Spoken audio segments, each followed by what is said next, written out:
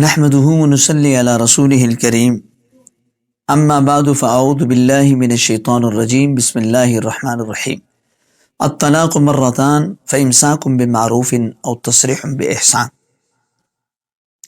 شریعت کی نگاہ میں نکاح ایک پاکیزہ، ٹھوس اور پائیدار رشتہ ہے۔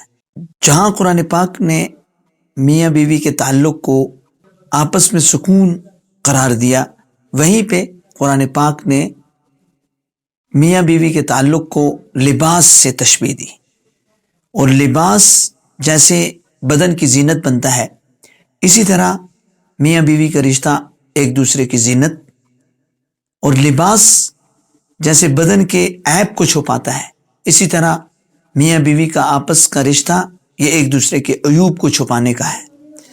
اور لباس گرمی سردی کے لیے جیسے حفاظت کا ذریعہ ہے، اسی طرح میاں بیوی کا آپس کا رشتہ گناہوں سے حفاظت کا ذریعہ ہے۔ اور یہ رشتہ اتنا عظیم ہے کہ اس رشتے کے اندر جو میاں بیوی آپس میں جڑتے ہیں تو ان کی زندگی میں پاک دامنی، عفت پیدا ہوتی ہے۔ اسی طرح دو اجنبی خاندانوں کا آپس میں جوڑ اور یہ تعلق نسل انسانی کی افزائش کا ذریعہ بنتا ہے۔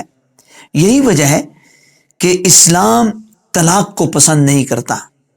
حضرت ثوبان رضی اللہ تعالیٰ عنہ کی روایت ہے، آپ صلی اللہ علیہ وسلم نے ارشاد فرمایا کہ اللہ تعالیٰ اس عورت پر جنت کی خوشبو حرام کرتے ہیں جو بلا وجہ اپنے شوہر سے طلاق مانگتی ہے۔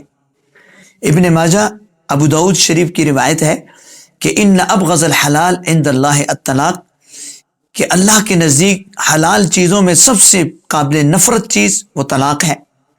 اور ایک اور حدیث میں یوں آتا ہے کہ شیطان کو اس بات سے بہت خوشی پیدا ہوتی ہے کہ جب بیوی میاں آپس میں جدا ہو جائیں، تو خدا نخواستہ اگر اس رشتے کے اندر ناچاکی پیدا ہو جائے تو اس میں بہت ساری خرابیاں جنم لیتی ہیں۔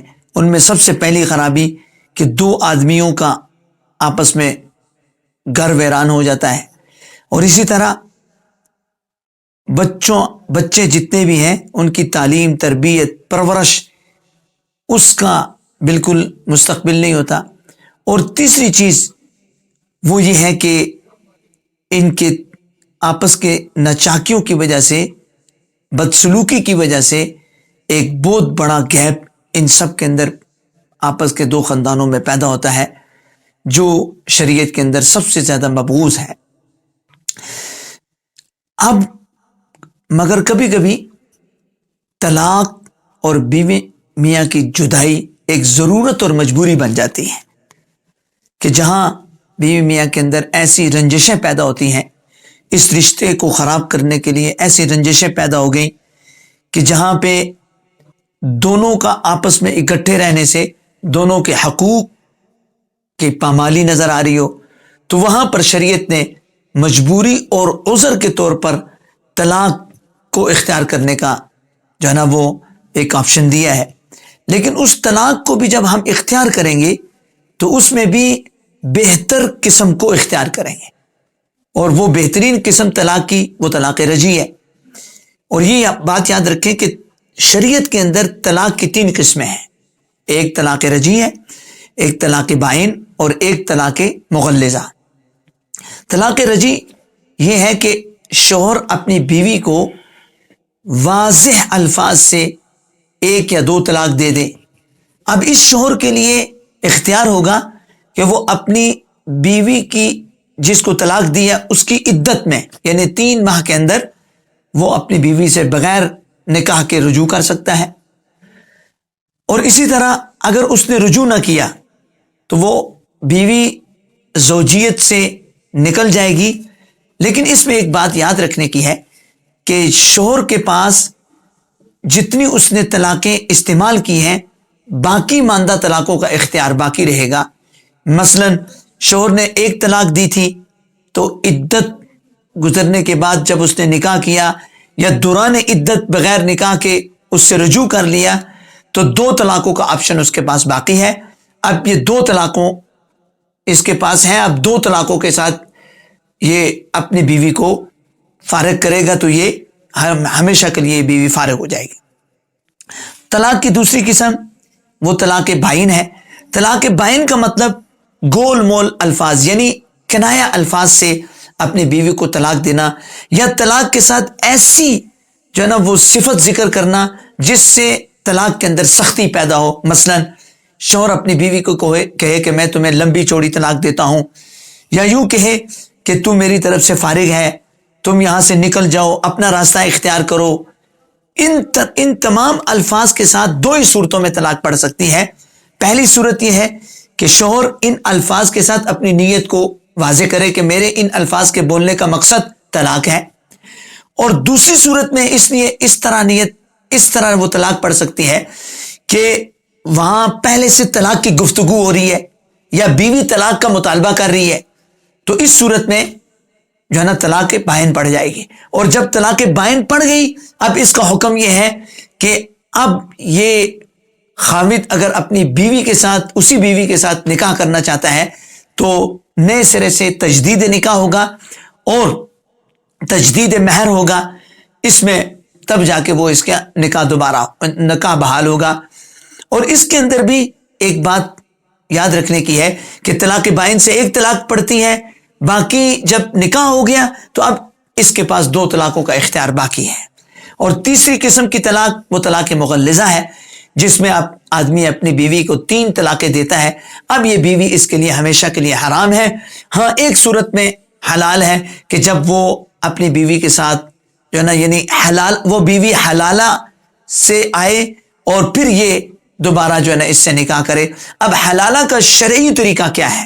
حلالہ کا شرعی طریقہ یہ ہے کہ یہ بیوی اپنے پہلے خاوند سے عدت گزارے گی، عدت گزارنے کے بعد پھر وہ کسی دوسرے اجنبی مرد سے نکاح کرے گی، اور وہ اجنبی مرد یعنی اس کو خود بخود طلاق دے دے یا وہ فوت ہو جائے، تو اب وہ بیوی دوسرے خاوند کی عدت گزارے گی، پھر جا کے یہ پہلے خاوند کے پاس آ کر کے یہ اب اس کے لیے حلال ہوگی۔ اس کو حلالہ کہتے ہیں۔ اب اگر کوئی آدمی اس نیت سے کہ میں اپنی بیوی جس کو یہ 3 طلاقیں دے چکا ہے اب وہ حلالہ کراتا ہے بشرط طلاق حلالہ، یہ حرام ہے۔ اللہ کے نبی صلی اللہ علیہ وسلم نے فرمایا لعن اللہ المحلل والمحلل لہ، اگرچہ حلالہ ہو جائے گا لیکن ایسے حلالہ کرانا جو ہے نا وہ اس کے اوپر اللہ کے نبی صلی اللہ علیہ وسلم نے لعنت فرمائی۔ اب اگلی بات یہ سنیں کہ طلاق دینے کے 3 طریقے ہیں۔ ایک طریقہ طلاق احسن ہے، اور دوسرا طریقہ طلاق حسن ہے، اور تیسرا طریقہ طلاق بدعی ہے۔ طلاق احسن یہ ہے کہ شوہر اپنی بیوی کو پاکی کی حالت میں ایک طلاق دے دیں۔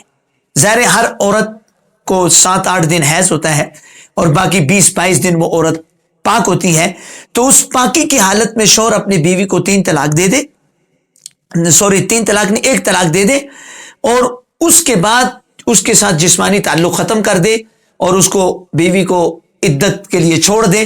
اب وہ بیوی طلاق کی عدت گزارے گی تو وہ خود بخود اس شوہر کی زوجیت سے نکل جائے گی۔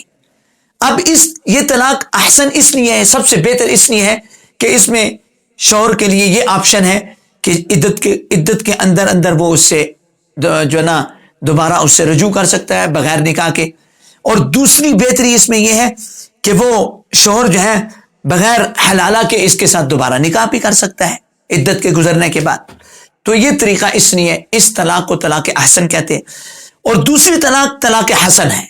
حسن کہتے ہیں کہ شوہر اپنی بیوی کو ہر طہر میں 1 طلاق دے، یعنی ایک طہر میں 1 طلاق دے، پھر حیض آ گیا، حیض کے بعد دوسرے طہر میں دوسری طلاق، تیسرے طور میں تیسری طلاق دے دے۔ اب یہ اس لیے بہتر ہے کہ اس میں جب شوہر اپنی بیوی کو 1 طلاق دے گا تو اس کو سوچنے کا موقع ملے گا، رجوع کا حق حاصل ہے، عدت کے اندر گزار سکتا ہے، عدت میں رجوع کر سکتا ہے۔ اور دوسری طلاق دے گا تب بھی اس کو موقع ملے گا، جب تک تیسری طلاق نہیں دے گا اس وقت تک اس کے پاس آپشن ہے کہ وہ اپنی بیوی کے ساتھ غور و فکر کر کے رجوع کر سکتا ہے۔ یہ طریقہ اس لیے بھی بہتر ہے۔ اور تیسرا طریقہ طلاق بدعت جسے کہتے ہیں، وہ طلاق ہے کہ 3 اکٹھی طلاقیں دے دینا، یا 3 بار کہہ دینا، یا حالت حمل میں طلاق دے دینا یا حالت حیض میں طلاق دے دینا، یہ جو ہے نا طلاق کا طریقہ تو ہے، لیکن یہ طلاق بدعت ہے۔ اب حالت حمل میں طلاق دے گا تو اس سے عورت کو طویل عدت کا انتظار کرنا پڑے گا، جب تک حمل نہیں ہوتا، یعنی وضع حمل نہیں ہوتا، وہ عدت اس کی پوری نہیں ہوگی۔ اسی طرح حالت حیض میں طلاق دے گا تو تب بھی عدت لمبی ہوگی، کیونکہ جس حیض میں اس نے طلاق دی ہے وہ حیض عدت میں شامل نہیں ہوگا، اس کے بعد طہر سے عدت شامل ہوگی تو وہ عدت لمبی ہو جائے گی۔